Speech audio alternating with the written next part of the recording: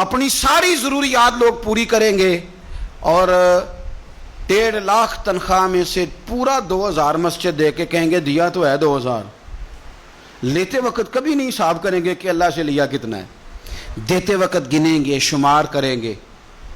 تو بھائی حضرت سیدہ اسماء بنت ابی بکر صدیق کہتی ہے میں ایک دن گن کے نا حضور کی بارگاہ میں کچھ پیسے, تو عورتوں کی طبیعت ہوتی ہے وہ گنتی بھول بھی جاتی ہیں اور کئی دفعہ احتیاطاً بھی 3-4 دفعہ گن لیتی ہیں. کہتی میں نے 2-3 دفعہ پیسے گن کے حضور کو دیے تو سرکار مسکرائے, فرمانے لگے اسماء رب کے رستے میں گن گن کے نہ دیا کر. یہ بخاری ہے, گن گن کے نہ دے. یا رسول اللہ کیا کروں؟ فرمایا تو اس کے رستے میں بے حساب دے, وہ بھی تجھے بے حساب ہی عطا فرمائے. زاہدوں نے یہ عجب کام کیا, عجب ہے کہ تسبیح کے دانوں سے جو کام لیا, چاہیے تھا کہ بے شمار پکارتے تجھ کو. یہ بھی کوئی بات ہے کہ گن گن کے تیرا نام لیا, یہ بھی کوئی بات ہے گن گن کے تیرا نام لیا.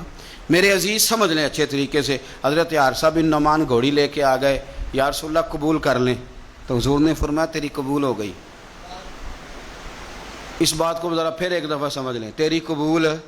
حضور کو پتہ ہے نا اس کا پیار بڑا ہے, حضور کو پتہ ہے اس نے پالی ہے, پر لے آئے تو فرمایا تیری قبول رکھ لی. چونکہ آپ کی جو روحانی ترقی ہے وہ بغیر اس کے ممکن نہیں. حضور نے وہ رکھ لی گھوڑی. جناب حارثہ بن نعمان خوشی خوشی گھر چلے گئے, ان کے بیٹے زید بن حارثہ آئے تو نبی پاک نے فرمایا یہ بھی اللہ کے راستے میں مجھے تحفہ ملا ہے, اب میں تجھے تحفہ دے رہا ہوں. حضرت زید بن حارثہ نے گھوڑی لی, دوبارہ گھر گئے تو والد کہنے لگے یہ کیوں لے آئے ہو؟ یہ تو میں دے آیا تھا. تو وہ بھی صحابی تھے نا, کہنے لگے آپ نے مصطفیٰ کو تحفہ دیا تھا, مصطفیٰ کریم نے مجھے دے دیا.